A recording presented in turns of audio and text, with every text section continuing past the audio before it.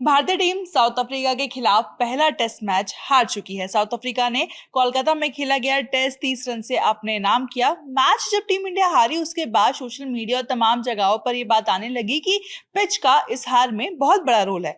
और जब गौतम गंभीर प्रेस कॉन्फ्रेंस में आए तो उनसे भी पिच पर सवाल हुआ, लेकिन जो सवाल उनसे हुआ उसके बाद गंभीर ने जो बातें कही वो शायद से फैंस को परेशान कर सकती हैं, क्योंकि गंभीर ने बड़े ही साफ तरीके से इस पूरी पिच को लेकर के बहस कह लीजिए, जो भी सब चीजें कह लीजिए, उसको नकार दिया। उन्होंने कहा वही हुआ जो मैं चाहता हूं। थोड़ा डिटेल में जानेंगे कि आखिर गंभीर की पिच को लेकर प्लानिंग क्या थी, कितनी वो प्लानिंग सक्सेसफुल हुई और टीम इंडिया की इस हार के पीछे में वाकई क्या पिच का रोल था या बल्लेबाजों का। मेरे साथ सुकांत है। तो सुकांत, पहले तो हमारे दर्शकों को यही बता दीजिए कि जब पिच को लेकर के सवाल किया गया कि क्या ये गौतम गंभीर की मांग थी कि उनको इस तरीके की टर्निंग पिच चाहिए, क्या कुछ उन्होंने कहा प्रेस कॉन्फ्रेंस में?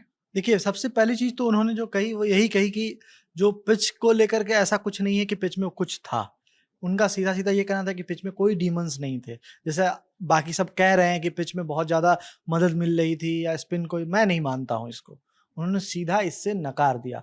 दूसरी चीज जो उन्होंने कंफर्म की कि हाँ, ये बिल्कुल वैसी पिच थी जैसे हमें चाहिए और मैंने ही ऐसी पिच की डिमांड की थी और पिच क्यूरेटर जो है वो बहुत सपोर्टिव थे। उनको मैंने जैसा बोला था उन्होंने वैसी पिच बनवाई थी। मतलब एक चीज तो साफ है कि ये डिमांड तो गौतम गंभीर की ही थी। पहले भी दादा ने ये चीज कंफर्म कर दिया था, लेकिन खुद गौतम गंभीर ने इस बात को स्वीकार किया कि पिच बिल्कुल वैसी थी जैसा हम चाहते थे। और इस चाहते थे में ना रिया, सबसे बड़ी चिंता की बात क्या है कि आपने न्यूजीलैंड के खिलाफ कुछ ऐसी ही पिच चाही थी और वहां पे भी आपका हाल यही हुआ था। और अभी आप जो मुझे आंकड़ा बता रही थी कि जब हम लोग बात कर रहे थे कि 2001 मतलब जो ये 21वीं शताब्दी में ये पहली बार है कोई टीम मतलब अपने घर पे 150 से कम का टारगेट चौथी इनिंग में चेज करते हुए इस तरह से हार रही हो। और भारत के लिए ये दूसरी बार है, क्योंकि भारत इससे पहले, जैसे सुकांत ने बताया था कि इससे पहले जब न्यूजीलैंड के खिलाफ मुंबई में टेस्ट मैच हुआ था तो 147 का लक्ष्य भारत को मिला था, वो भी भारत चीज नहीं कर पाया था। तो गौतम गंभीर के कोच बनने के बाद ये दूसरा ऐसा मौका है जब भारत अपने घर पर 150 से कम का जो स्कोर है वो चीज नहीं कर पाया है। बिल्कुल। और अगर पिच में कुछ वैसी बात नहीं थी तो फिर इतने विकेट्स इतनी जल्दी क्यों गिर रहे थे? अगर क्योंकि देखिए, अगर मैं इस चीज को मान लेता कि ठीक है कोई भी बैटर जो है उस तरह का टेम्परामेंट का नहीं, तो फिर ऐसी बात आप एक्सपर्ट्स क्यों नहीं मान पा रहे हैं आपकी बातों को?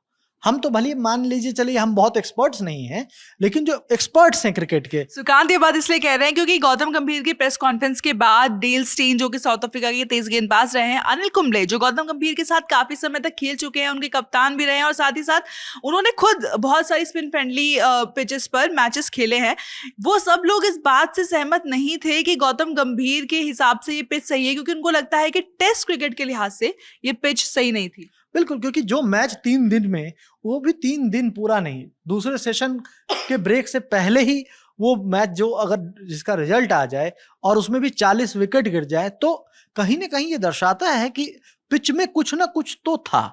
और यही बात जो है जोड़ दे करके अनिल कुंबले ने भी कही। उन्होंने कहा कि मैं अंडर 19 के दिनों से यहाँ खेलता आया हूँ।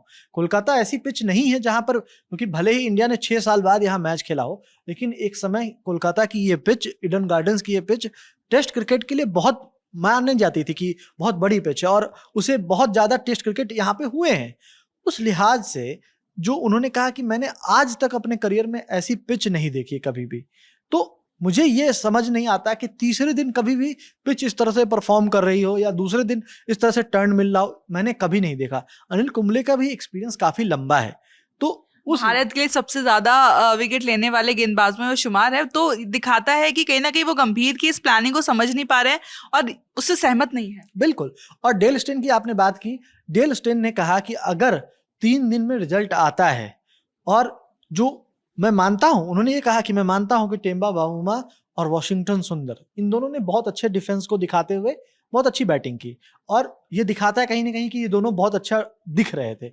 लेकिन सच्चाई ये भी है कि इनको भी नहीं पता कि किसी भी समय कोई भी बॉल ऐसी हो सकती थी जहां पर इनका विकेट जा सकता था। अगर उस बॉल पर, क्योंकि इतनी ज्यादा टर्न हो रही थी, इतनी ज्यादा बाउंस हो रही थी, तो वो आउट नहीं हुए वो अलग बात है, उन्होंने डिफेंस अच्छा किया वो अलग बात है, अच्छा खेले वो अलग बात है, लेकिन एक खराब बॉल इनकी विकेट को भी वैसे ही ले जा सकती थी जैसे कि बाकी सारे बैटर्स की। उनका कहना ये साफ था कि पिच में कुछ ना कुछ तो था, और मैं ये डेमन थे जो कि हाँ। उनकी, अगर उनकी कमेंट को हम बताएं तो जिस तरह से गंभीर ने कहा कि कोई डेमन नहीं था, उसी तरीके से स्टेन ने कहा कि डेमन तो था। अगर 5 दिन के टेस्ट मैच में आपका रिजल्ट 3 दिन में आ जा रहा है तो पिच में कुछ तो डेमन है। हाँ, और इवन पुजारा ने जो बात कही कि जो लक वाला फैक्टर लेकर के वो आए कि जो है ना पिच पे हम चाहते हैं कि बैटर्स अपने टेस्ट दें, लेकिन हाँ अपने स्किल के दम पे, लेकिन उस टेस्ट दें लेकिन स्किल के दम पे उनका वो दिखना चाहिए। ऐसा नहीं कि लक के फेवर में, कि वो भी कुछ इसी बात को और इशारा कर रहे थे कि जब आप देखते हो कि इस तरह की जब पिचेज हो जहां पर आपको पता नहीं कि अगला बॉल हो सकता है अगली बॉल पे आपका विकेट हो, क्योंकि बॉल कब मुड़ जाएगी, कब अचानक से इतनी उछाल मिल जाएगी, कुछ नहीं पता होता। और अगर कोच गौतम गंभीर ऐसी ही पिच चाहते थे तो उसका मतलब है कि गुवाहाटी में भी कुछ हमें ऐसी ही पिच दिखने वाली है, जो कि मुझे नहीं लगता बहुत अच्छा साइन है। क्योंकि देखिए इसमें रिजल्ट भले ही आज इंडिया दूसरी साइड है, कल होकर के इंडिया विनिंग साइड भी हो सकता है, लेकिन ये जो हड़बड़ाहट है ना कि रिजल्ट हमें चाहिए ही चाहिए, उसके लिए इतनी ज्यादा रैंक टर्नर पिचेज आप बनवा रहे हो, इसका खामियाजा हमने ऑलरेडी न्यूजीलैंड सीरीज में भुगता है, और उसके कारण से हम WTC फाइनल में नहीं पहुंच सके थे। और ऐसा ही कुछ अगर हम इस चीज से लर्निंग नहीं लेते हैं, क्योंकि आगे जो मैचेस होंगे, जो डोमेस्टिक मैचेस हम खेलने हैं, पहला तो मैच अभी हमें 22 तारीख से गुवाहाटी में खेलना है, अगर हम इस तरह की ही पिच वहां पे भी डिमांड कर रहे हैं और ऐसी ही पिच को एक्सपेक्ट कर रहे हैं तो ये सही नहीं है टेस्ट क्रिकेट के लिहाज से भी। क्योंकि आप दर्शकों का भी तो सोचिए, आप नंबर्स देखिए, जो पहले दिन 28,000 लोग आए थे, दूसरे दिन 42,000 लोग आए थे, आज भी संख्या लगभग 40,000 के आसपास थी।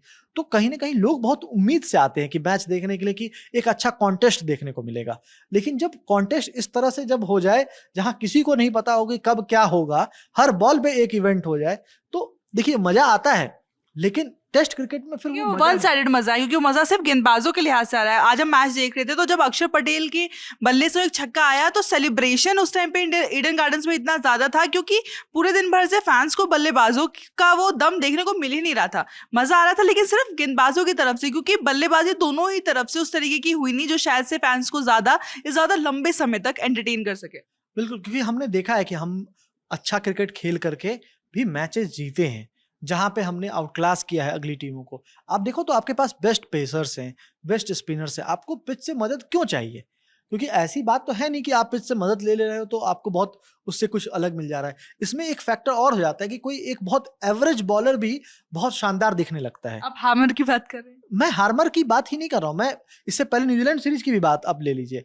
जो रिकॉर्ड्स कभी मुथैया मुरलीधरन, शेन वॉर्न जैसे बॉलर्स का भी इंडिया में नहीं रहा, वो इनको हार्मर और सेंटनर जैसे बॉलर्स को मिल पा रहा है। और मैं ऐसा नहीं बोल रहा हूं कि सेंटनर या हार्मर बहुत खराब बॉलर्स हैं या बहुत अच्छी बॉलिंग उन्होंने नहीं की, लेकिन उसमें पिच का बहुत रोल है। इसमें पिच का बहुत रोल है।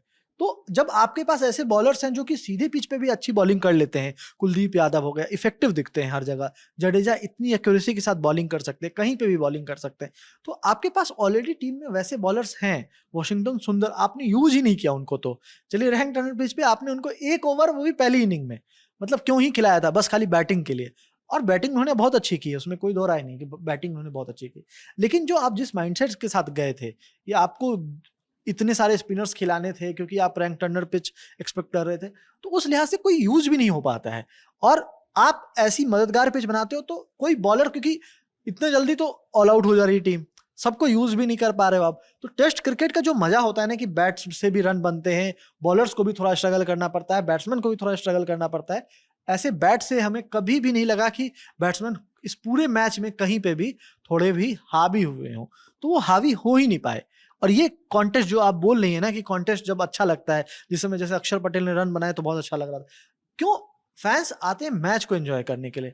तो ये सही तरीके से एडवर्टीजमेंट भी नहीं है टेस्ट क्रिकेट को लेकर के। WTC साइकिल लाने के पीछे पर्पस यही था कि हम रिजल्ट ओरिएंटेड हों, बट इसका मतलब ये नहीं कि तीसरे दिन भी रिजल्ट आ जाए, और वो भी इस कारण से रिजल्ट आ जाए क्योंकि पिच में इतनी ज्यादा किसी को मदद मिल रही हो, ये सही नहीं है। तो चलिए फिलहाल के लिए तो गौतम गंभीर ने कह दिया है कि जैसी पिच उनको चाहिए थी वैसी पिच उनको मिली। इस बार भारत टेबल के उस तरफ है क्योंकि मैच वो हारा है, लेकिन अगले मुकाबले में जो कि गुवाहाटी में 22 नवंबर से होने वाला है, पिच फिर से एक टॉकिंग टॉपिक होने वाला है क्योंकि हमने देख लिया कोलकाता टेस्ट में क्या कुछ हुआ। अगले टेस्ट मैच में पिच क्या रहती है, कैसी रहती है, भारत के कितने फायदे में रहती है और कितना नुकसान सामने वाली टीम को देती है, सब कुछ तो 22 नवंबर को ही पता चलेगा। लेकिन हम इस सीरीज के साथ साथ खेल जगत से जुड़ी तमाम अपडेट्स लगातार आप तक पहुंचा रहे हैं। मेरा नाम है रिया, साथ ही सुकान, कैमरा के पीछे शुभम, और आप देखते रहिए ललन टॉप स्पोर्ट्स। आ गए हैं साल के वो 3 दिन जब हमारे और आपके बीच का पर्दा खत्म हो जाता है। हम और आप आमने सामने मिलते हैं, बोलते हैं, बैठते हैं, बतियाते हैं, सवाल पूछते हैं, तस्वीरें खींचते हैं, और अगर आप घर से कुछ स्वादिष्ट खाना बना लाएं तो साथ में 2 निवाले भी निगलते हैं। ये है ललन टॉप अड्डा। ललन टॉप का सालाना जलसा 21, 22 और 23 नवंबर को दिल्ली के मेजर ध्यानचंद नेशनल स्टेडियम में। फटाक से करिए बुकिंग और फिर करते हैं मुलाकात।